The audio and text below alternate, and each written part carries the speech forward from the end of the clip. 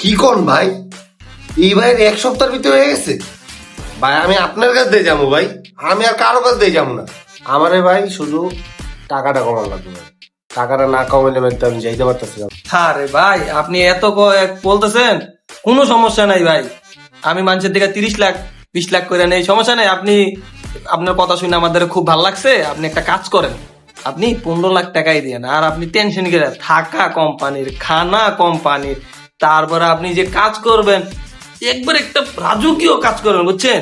বেতন পাবেন মাস শেষে 1 লাখ টাকা, বুঝছেন? 12 মাসে 12 লাখ টাকা, 3 বছর 36 লাখ টাকা। টাকাই টাকা, এই টাকা রাখবেন কই? হ মিয়া, একদম সত্যি কথা।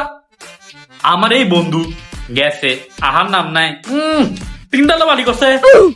কোয়েন না টিয়ারে, টিয়া টিয়ার পর ঘুমায়। হ ভাই আমি যাবো ভাই। আমি এখন ভাই আপনার 5 লাখ টাকা দিই ভাই, আর 10 লাখ ভাই পরে দিব নি।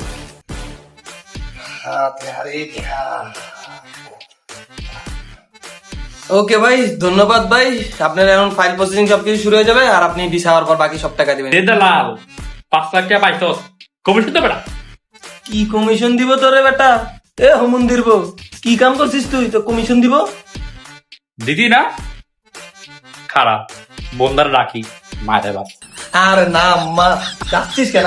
দিতেছি তোর কমিশন, রাগ কেন করছিস?